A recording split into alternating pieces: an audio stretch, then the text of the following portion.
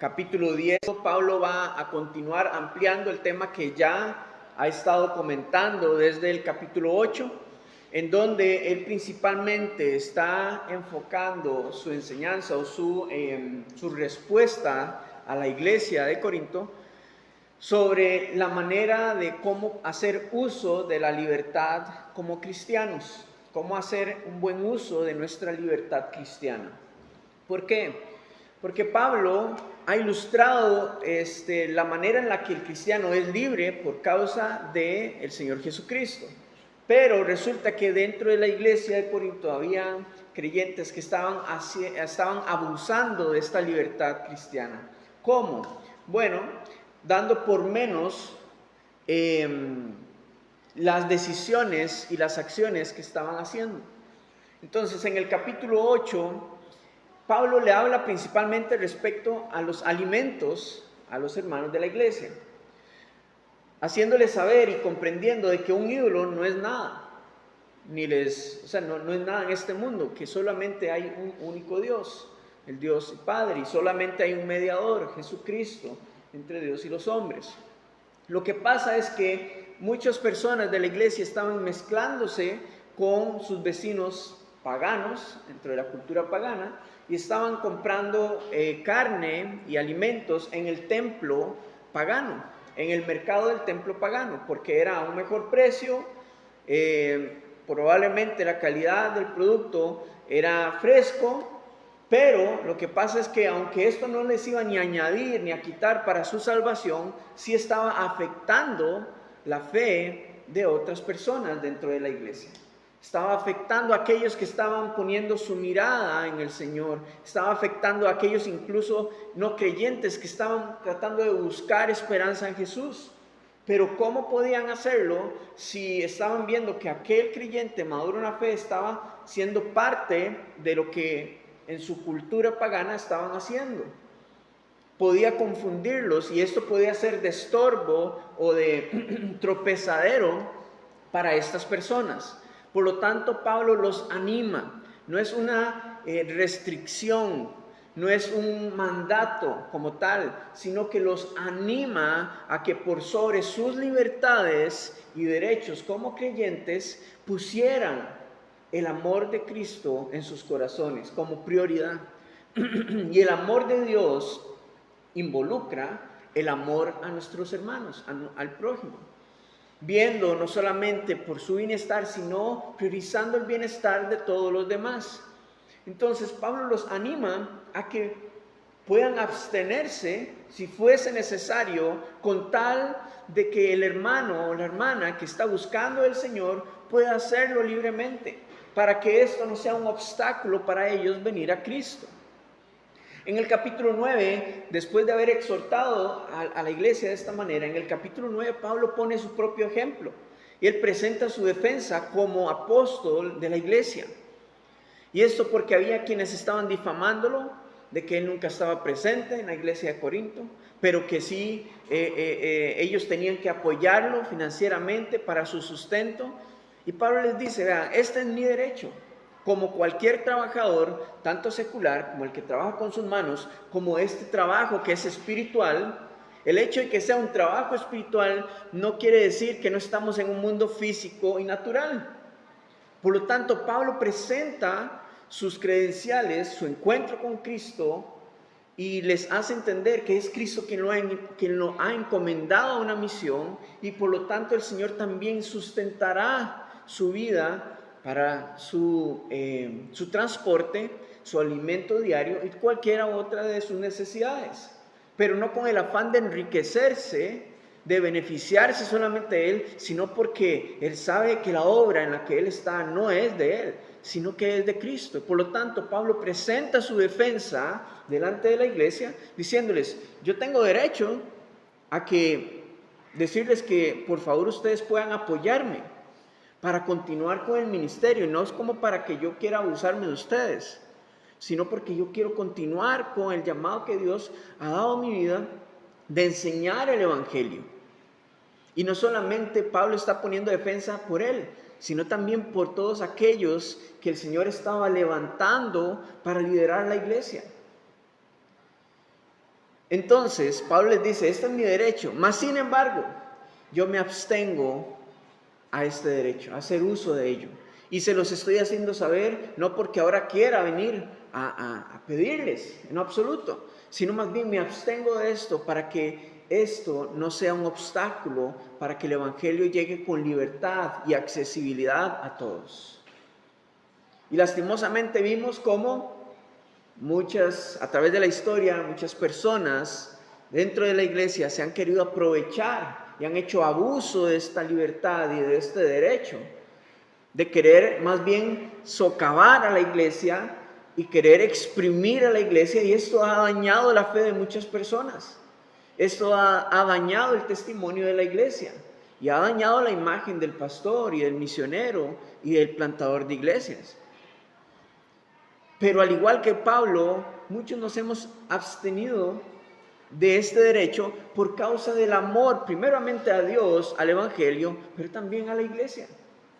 Comprendiendo de que no es la iglesia nuestro sustento, sino que es el Señor.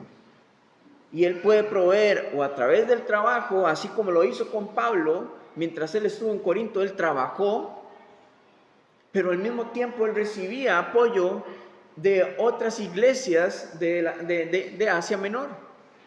Recibía apoyo de ellos y él continuaba trabajando para poder generar lo suficiente para su sustento y continuar en la obra.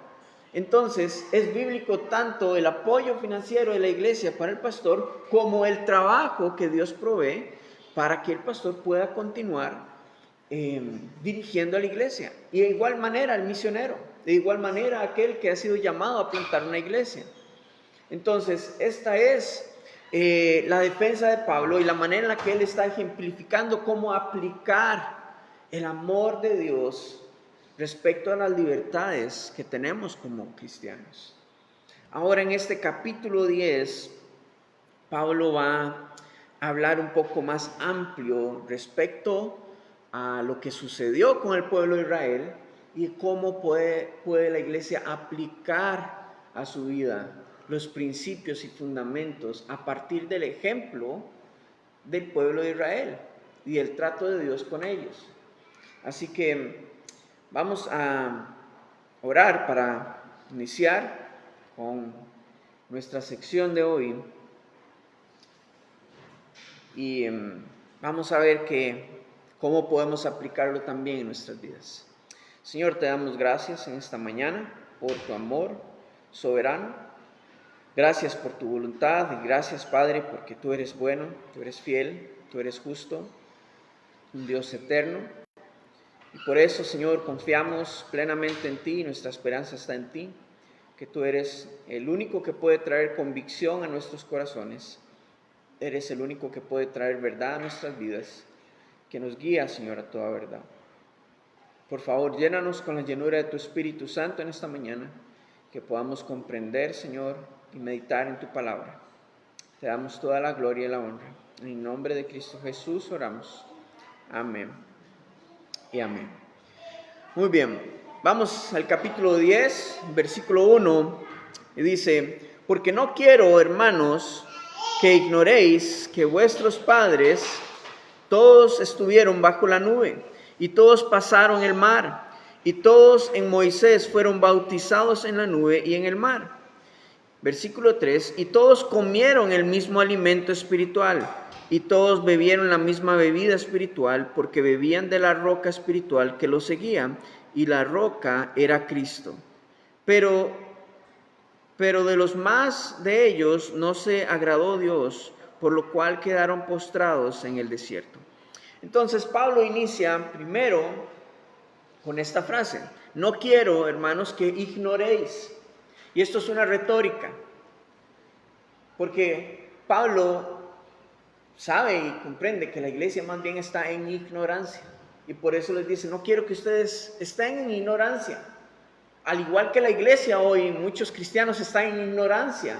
¿Pero por qué? Porque no están expuestos a la palabra de Dios y por lo tanto, entonces, abusan de su libertad en Cristo Jesús. No saben cómo vivir su cristianismo, no basados en el egoísmo o en el beneficio propio, sino basados o fundamentados en el amor de Dios en nuestras vidas, el cual va a buscar el beneficio y la edificación de toda la iglesia, porque somos parte de un mismo cuerpo. Por lo tanto, lo que la mano sufra lo va a resentir el resto del cuerpo. Y es el punto al que Pablo va a ir respecto a esto, de cómo debemos de vivir nuestro cristianismo. Entonces, el primer precedente que Pablo presenta es la historia de Israel en el desierto. El pueblo de Israel ha sido liberado de la esclavitud en Egipto y habiendo sido liberado comienza entonces a recibir privilegios de parte de Dios. Y Dios comienza a darles estos privilegios sin importar en dónde estaban sus corazones, si eran fieles o no, sin importar los errores que el pueblo de Israel estaba cometiendo o había cometido. Él comienza a liberarlos y a darles beneficios de esta libertad. Entonces comienza diciéndoles, o recordando, enumerando los privilegios que tuvo el pueblo de Israel. Dice que nuestros padres todos estuvieron bajo la nube y todos pasaron el mar. Y todos en Moisés fueron bautizados en la nube y en el mar. ¿Qué quiere decir Pablo cuando habla acerca de bautismo? A través del mar y a través de la nube. El bautismo es un simbolismo público, es una declaración pública de fe. Así lo vemos en el Nuevo Testamento, es una proclamación pública de nuestra fe, de la transformación que el creyente ha sufrido en su interior. Para este entonces, era una declaración de fe la que estaba haciendo el pueblo de Israel al cruzar o al haber salido de Egipto y haber pasado el mar en seco y esperar y ver cómo la gloria de Dios había descendido sobre ellos. Por lo tanto, fue un bautismo, un simbolismo, un reflejo de la proclamación de fe que el pueblo de Israel estaba haciendo respecto a Dios. Por lo tanto, entonces, esto era un privilegio para ellos. Porque aunque no había una transformación interior, había una transformación en la historia del pueblo de Israel. Y ahí es donde inicia, donde nace la nación de Israel. Versículo 3. Disculpen.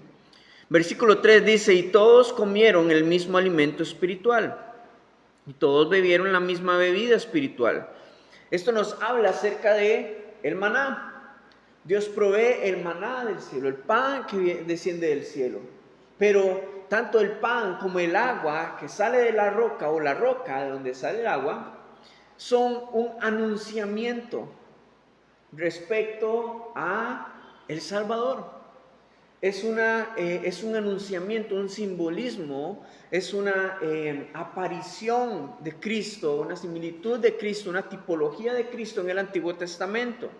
Porque el Señor en el Nuevo Testamento, en el Evangelio de Juan, le dice a sus discípulos, en el pasado, nuestros padres comieron pan que descendió del cielo, pero no fue Moisés el que lo proveyó, sino que fue nuestro Padre. Y este pan que yo les ofrezco los va a saciar si ustedes vienen y comen de él. Y los discípulos, Señor, danos de este pan. Y él les dice, yo soy el pan que descendió del cielo, yo soy el pan de vida. Entonces, está poniendo en balanza o en paralelo lo que el pueblo de Israel está viviendo para que la iglesia comprenda que ellos también ahora están viviendo esta misma relación con Dios y el ser humano. Dios está dándoles y proveyéndoles el maná, que es Jesucristo, el pan de vida, pero también está proveyéndoles el agua viva, que sale de la fuente de agua viva, que es el Señor. Ahora, la roca era una tipología de Cristo también en la antigüedad, porque en cada uno de los lugares donde el pueblo acampó, a lo largo de los 40 años en el desierto, Dios proveyó agua de la roca. Y según algunos historiadores judíos, dicen que era la misma roca que aparecía en cada lugar en donde ellos estaban, donde el pueblo de Israel estuvo acampando en los diferentes lugares a través del desierto, era la misma roca que aparecía para poder ellos nada más llegar y comenzar a tomar y a beber del agua que fluía de la roca. Entonces, entendemos que lo que el pueblo de Israel físicamente recibió era un anunciamiento espiritual del Señor Jesucristo que vendría miles de años después. Entonces, lo que está Pablo ubicando a la iglesia es que ellos, al igual que el pueblo de Israel, estaban recibiendo beneficios de la libertad que ahora tienen en Cristo Jesús. ¿Verdad? Versículo 5 dice, pero de los más de ellos no se agradó Dios, por lo cual quedaron postrados en el desierto. Y este es el punto, que a pesar de todos los beneficios y privilegios que tuvo el pueblo de Israel mientras iban camino a la tierra de Canaán, cuando Moisés envió los 12 espías a la tierra prometida y ellos regresan con noticias, 10 de ellos le dijeron, no, es imposible que podamos vencer a todos los filisteos, cananeos y todos los que habitan en esta tierra. Imposible. Y esto afectó la fe de todo el pueblo, incluso de Moisés. Porque a pesar de que estos 10 venían con malas noticias, solamente 2 de ellos, Caleb y Josué, vinieron diciendo, es posible, porque la mano de Jehová nos dará a nuestros enemigos. Ellos sí vieron posible que Dios podía entregar a sus enemigos en sus manos. Pero por causa de la incredulidad de la mayoría, vea cómo afectó también a aquellos que sí creían. Por causa de la mayoría, entonces Dios no se agradó de ellos por su incredulidad. Y recordemos que en Hebreos nos dice que es imposible agradar a Dios si no creemos que le hay. Es imposible. Sin fe es imposible agradar a Dios. Entonces Dios no se agradó de ellos y como consecuencia lo que les iba a llevar entre un mes, un poquito más, llegar a la tierra prometida, les tomó 40 años, porque estos 40 años Dios lo usó para eliminar a toda la primera generación que había salido de Egipto, porque ellos no entrarían a la tierra prometida, a excepción de Caleb y Josué y su familia. Entonces, tomaron la decisión dentro de su libertad de no creer en Dios respecto a la libertad y a la provisión para tener la tierra prometida, y esto causó consecuencias en la mayoría, en todo el pueblo. Entonces, esto es lo que Pablo está poniendo de ejemplo, para que la iglesia comprenda cómo muchas de sus decisiones como cristianos pueden afectar al que está a la par, y puede afectar también al resto del cuerpo de Cristo. Ahora, después de este precedente, comienza entonces a enumerar cada una de las situaciones que sucedieron para compararlas con las situaciones que están sucediendo en la iglesia. Versículo 6 dice, mas estas cosas sucedieron como ejemplos para nosotros, para que no codiciemos cosas malas como ellos codiciaron, ni seáis idólatras como algunos de ellos, según está escrito, se sentó el pueblo a comer y a beber y se levantó a jugar. Ni forniquemos como algunos de ellos fornicaron y cayeron en un día 23,000.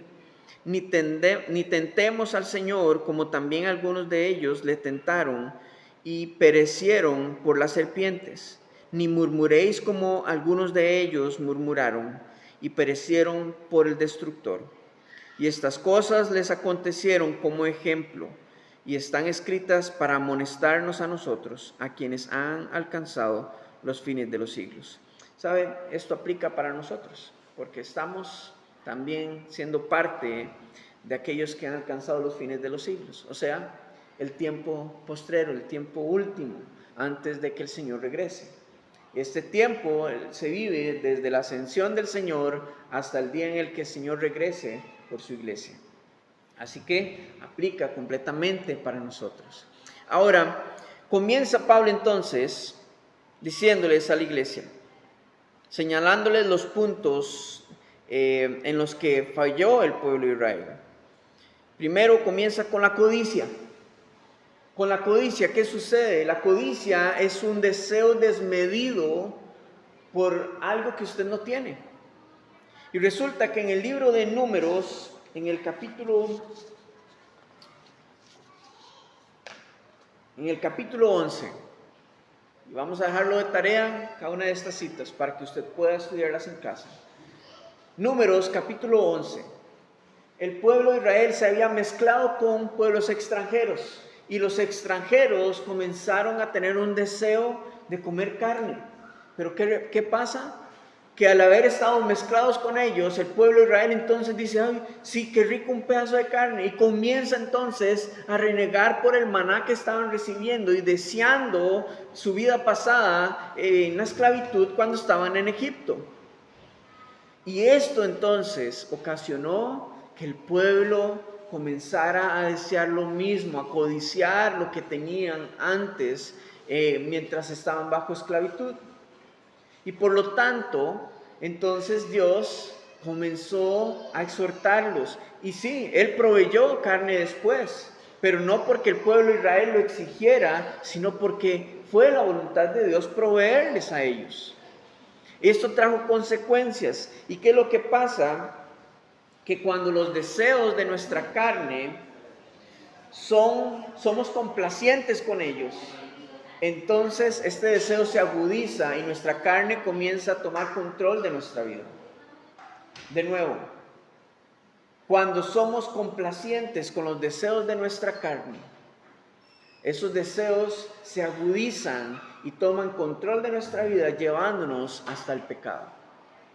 Y por eso el deseo desmedido, ya sea a nivel sexual, ya sea a nivel financiero, a nivel de poder o de alguna otra área en nuestra vida.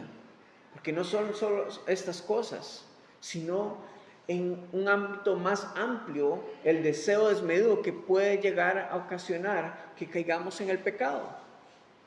Entonces, Pablo está llamando la atención para que ellos eviten estas cosas.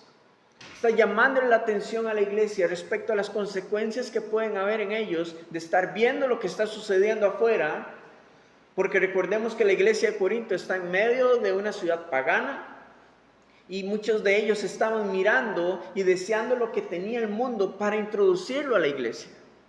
Y saben, nada extraño lo que vemos hoy. Muchas personas, muchos cristianos están deseando más la manera en la que vive el no creyente que la libertad en la que Cristo les ha dado.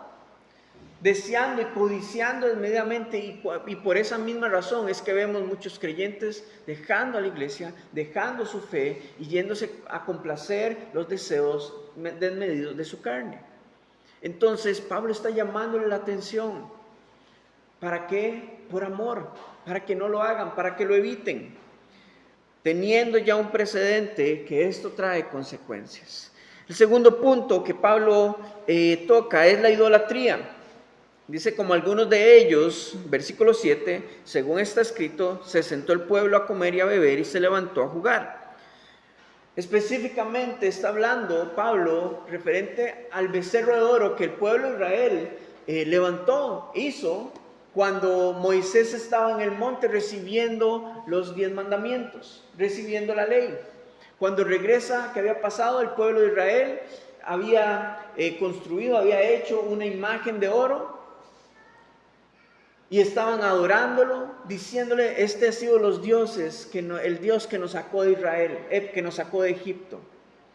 Estaban dándole la gloria completamente a algo que no era Dios.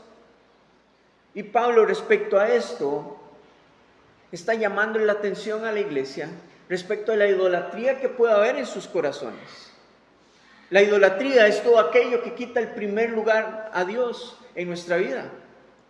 Y por lo tanto, si la prioridad de muchos creyentes era su orgullo y buscar sus propios derechos, y dice, a mí no me importa si a él le afecta o no, yo soy libre en Cristo y puedo hacer lo que el Señor, lo que a mí me venga en gana, porque ya no hay ninguna condenación en Cristo Jesús. Sí, pero ¿cómo estás usando tu libertad?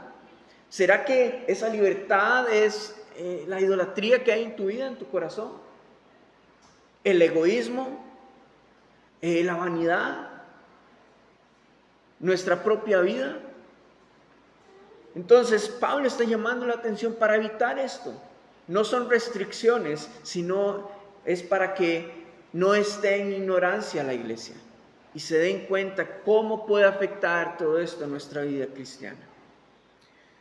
El siguiente punto que toca es la fornicación. En el versículo 8 dice: ni forniquemos como algunos de ellos fornicaron y cayeron en un día 23,000. Resulta que en el libro de Números, igual, en el capítulo 25, tenemos una historia en donde el pueblo de Israel está en medio del desierto y está cerca del pueblo moabita, el pueblo de Moab, un pueblo pagano. Y entonces muchas de sus mujeres vinieron e invitaron al pueblo de Israel a celebrar juntamente con ellos a sus dioses paganos.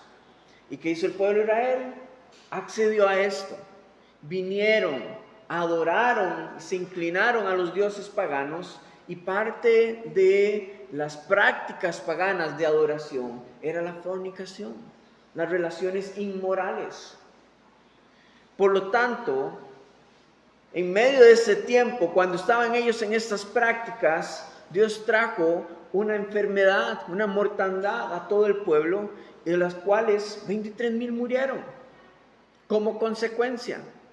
¿Dios quería hacerlo? No, en absoluto, esta no era la voluntad de Dios, pero ellos decidieron y por lo tanto Dios les dio lo que merecían. Dios les dio lo que estaban buscando. Y parte de las consecuencias fue que adquirieron estas enfermedades que los llevó a la muerte. Porque la paga del pecado es muerte.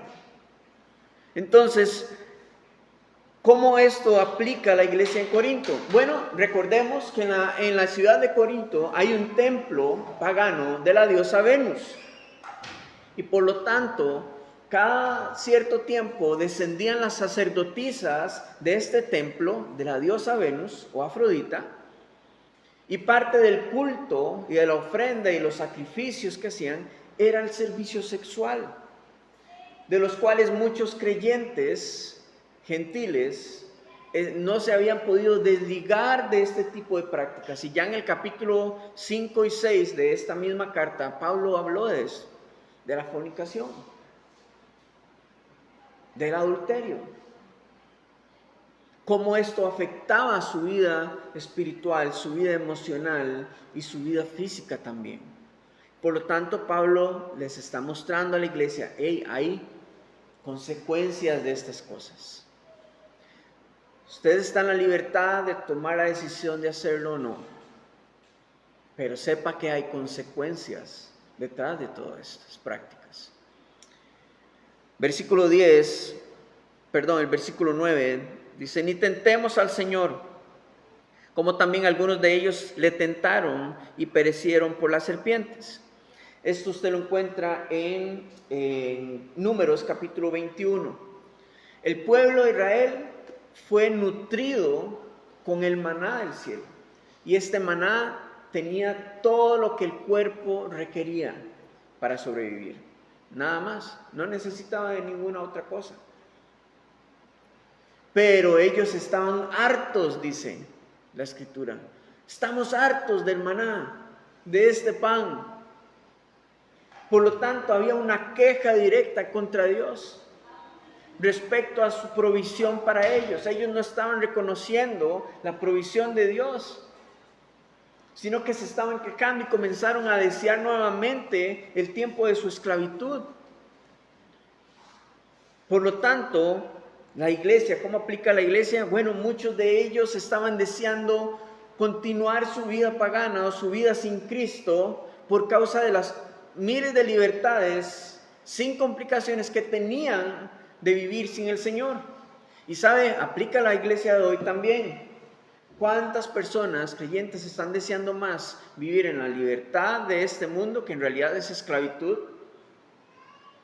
por las prácticas y por las situaciones en las que se encuentran, sin tener que rendirle cuentas a Dios, sin el peso del arrepentimiento? y viven con libertad, y muchos cristianos están deseando su antigua vida y no están apreciando el privilegio tan grande que tienen de la salvación en Cristo Jesús, no comprendiendo que en Cristo ellos son libres, verdaderamente libres, y que el Señor simplemente nos mantiene dentro de un cuadro no de restricciones, sino de protecciones para nuestra vida. Entonces, por eso Pablo llama la atención respecto a esto. Ahora, ¿qué sucedió en la antigüedad? Bueno, cuando el pueblo de Israel comenzó a reclamarle a Dios de esta manera, Dios se encendió en ira y permitió que comenzaran a entrar serpientes venenosas dentro del pueblo. Y murieron muchos. Pero dentro de la gracia y misericordia de Dios, Aarón y Moisés intercedieron por el pueblo. Entonces Dios les dio la dirección: levanten una serpiente de bronce sobre un asta, o sea, sobre un pedazo de madera, sobre una estaca de madera. Y todo aquel del pueblo que habiendo sido mordido por la serpiente, vuelve sus ojos a la serpiente de bronce, se salvará y no morirá. ¿Qué con esto? Esto es otro anunciamiento de Cristo Jesús. Es una representación del sacrificio en la cruz de nuestro Señor Jesucristo. Y el pecado ha mordido a todos en general, a todos. Y el mensaje detrás de esto es que todo aquel que vuelva su mirada y su corazón a Cristo Jesús no morirá eternamente, sino que vivirá eternamente y tendrá salvación. Por lo tanto, Pablo exhorta a la iglesia a volver su corazón al Señor y no continuar quejándose y reclamándole respecto a su provisión, a su providencia divina. Versículo 10 dice: ni murmuréis, la murmuración, como algunos de ellos murmuran y perecieron por el destructor. Dios envió una mortandad sobre el pueblo. En el momento en el que el pueblo comenzó a murmurar contra Moisés y Aarón y contra Dios. Ahora, ¿por qué Pablo toca la murmuración? Porque recordemos que Pablo está en esta carta al inicio hablando respecto a los grupos divididos que habían dentro de la iglesia. Algunos seguían a Apolos, otros eran seguidores de Pablo, otros eran seguidores de Cefas, o sea, de Pedro, y otros simplemente dijeron: no me quiero mezclar con la iglesia, yo me quedo solamente con lo que dice Cristo. Y había murmuración entre ellos por unos y por los otros, de que quién era mejor seguir. Y por lo tanto Pablo entonces habla acerca de las consecuencias de la murmuración, las cuales pueden traer consecuencias graves para la vida del creyente. Tal vez no físicas, pero sí en su alma y en su corazón, a nivel espiritual. Puede traer complicaciones y puede traer destrucción, separación y división dentro de la iglesia. Entonces es un gran mal que le puede ocasionar a la iglesia. La iglesia en este momento estaba siendo dividida y Pablo está buscando la unidad. Por lo tanto, por eso les llama la atención respecto a este punto. En versículo 11, Pablo les dice: y estas cosas acontecieron como ejemplo y están escritas para amonestarnos a nosotros, a quienes han alcanzado los fines de los siglos. Entonces ya nos ha dado un precedente, nos ha dado la aplicación de este precedente, cómo se puede aplicar en nuestras vidas o cómo aplica nuestras vidas. Ahora viene el consejo, la advertencia. Versículo 12 dice: así que el que piense estar firme, mire que no caiga. Aquel que piensa que es autosustentable en su vida cristiana está más propenso a caer en el pecado que aquel que vive con el temor del Señor en su corazón, sabiendo que solamente Dios lo puede librar de sus debilidades. Hay muchos cristianos, pastores, líderes, en fin, que solo porque el Señor los está usando grandemente en sus vidas, o está haciendo obras hermosas a través de sus vidas, dicen, no, yo no soy vulnerable al pecado, ya esto no me tienta.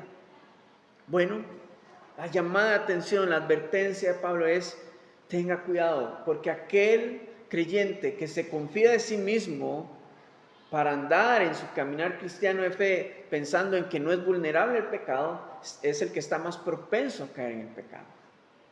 Por lo tanto, el ánimo de Pablo es mirar, o sea, estar atento, estar completamente lúcido, sabiendo de que su dependencia debe estar completamente en el Señor y comprendiendo de que todos estamos vulnerables a la tentación y al pecado. Por lo tanto, tenemos que cuidarnos. Por lo tanto, según la línea del tema de Pablo es, tenga cuidado respecto a sus libertades, respecto a sus decisiones. No, yo creo que esto no me va a tentar. Bueno, tenga cuidado. Si usted se va a sentar propiamente, digamos, respecto al contexto de la iglesia de Corinto, tenga cuidado con juntarse con los paganos y congraciarse con ellos respecto a los sacrificados los ídolos, porque esto puede tentarte y caer y beber con ellos y comer con ellos, y cuando te das cuenta estás igual que ellos, postrado adorando a otros dioses. Entonces ten cuidado de eso. Esa es la advertencia de Pablo, y para nosotros hoy es claro también. Somos libres de tomar las decisiones, pero tengamos cuidado porque el Señor conoce nuestras debilidades. Él sabe y conoce cuáles son nuestros límites, cuánto podemos soportar y hasta dónde podemos manejar. Por eso el Señor sabe a quién le da más, a quién le da menos. Por eso el Señor sabe a quién ha puesto a nuestro lado para el resto de nuestras vidas. Solo el Señor sabe con quién nos rodea y qué nos permite, hasta dónde nos permite avanzar en nuestras relaciones. Porque el Señor tiene cuidado de nosotros. Y el consuelo está en el versículo 13. No os ha sobrevenido ninguna tentación que no sea humana, pero fiel es Dios, que no os dejará ser tentado más de lo que podéis resistir, sino que dará también juntamente con la tentación la salida para que podáis soportar. Entonces, no hay tentación que sea sobrehumana. O sea, toda la tentación es de nuestro propio corazón, de nuestros propios deseos. Y muchas veces vamos a ser tentados a que nuestro orgullo sea el que prevalezca. Y que cuando seamos corregidos, digamos, no, yo no acepto la corrección, ni la llamada de atención del hermano, de la hermana, ni del pastor, porque yo sé que yo estoy bien. Yo sé que esto no me va a afectar, ni va a manchar mi testimonio. Bueno, ninguna tentación es sobrehumana, pero el Señor sabe hasta dónde vienen tus límites. Y esto es hermoso porque el Señor sabe cómo limitar la tentación que viene a nuestra vida. Él no tienta, pero permite que seamos probados para ver dónde está nuestro corazón. Y su gracia y su amor como Padre es que Él limita hasta dónde la tentación puede llegar a afectar nuestra vida. Y nos da la salida. Pero la salida no quiere decir que Él nos las da, no quiere decir que nosotros la vayamos a tomar.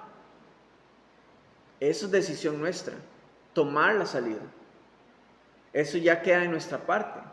Esa es nuestra parte, tomar la salida. El Señor limita y nos enseña la salida, pero nosotros necesitamos decidir tomar la salida. Por amor a Él y por amor también al resto del cuerpo de Cristo.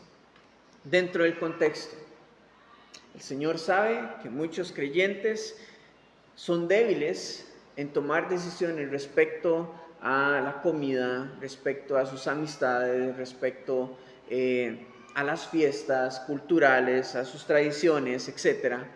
Pero el Señor les dice, tengan un buen uso de su libertad cristiana. No sean tentados más de lo que ustedes puedan soportar. El Señor los limita, les enseña por dónde salir, por dónde huir, pero tomen ustedes la decisión de salir de ahí. Si su orgullo, si su vanagloria quiere predominar en sus vidas, bueno, el Señor nos enseña la salida y es venir a su presencia y someternos a Él. Pero esa salida es decisión de cada quien. Entonces, hermanos, no ignoremos todas estas cosas, todo este panorama. De nuevo, nuestra vida no está llena de restricciones, sino que está llena de convicciones en el Señor. Por lo tanto, pero usted ¿por qué no toma? Es que la religión no se lo permite. No, yo tengo libertad en Cristo, pero tengo una convicción tan fuerte en mi corazón de no querer hacerlo porque en realidad ni me suma, ni me hace más, ni me hace menos. Pero sí entiendo que esto puede afectar la vida del hermano que ha sido restaurado del alcoholismo. Por lo tanto, yo no quiero ser piedra de tropiezo para él. O de aquella persona nueva en la fe que está tratando de caminar en el Señor, no quiero ser una piedra de tropiezo porque esto puede distorsionar la imagen de la iglesia y la imagen de una relación con Cristo Jesús. Entonces, no es restricciones, es convicciones. Y esto no tenemos que ignorarlo como iglesia. Entonces, este es el ánimo. Que el que mire, que aquel que piensa estar firme, confíe plenamente en el Señor, no confíe en nada en sí mismo. Y sepa plenamente que el Señor conoce nuestros límites. Tomemos la salida en el momento justo, antes de que sea tarde. Amén. Señor, te damos gracias en esta mañana por tu palabra, gracias por la convicción que nos da tu Espíritu Santo. Señor, por favor, ministra nuestras vidas y que lo que tú nos has enseñado hoy a través de tu palabra, Señor, esto dé fruto en nuestros corazones. Glorifícate, por favor, y ayúdanos, Padre, a serte fiel en todo tiempo y en todo momento, Señor. Ayúdanos, Señor, por favor, a depender de ti y a hacer un buen uso de nuestra libertad, basados, Señor, y priorizando siempre el amor ágape que tú has depositado en nuestro corazón, que involucra el amor fraternal por la iglesia, Señor, por el resto del cuerpo de Cristo y por amor al Evangelio. Te damos toda la honra y la gloria a ti, en el nombre de Cristo Jesús oramos. Amén y amén.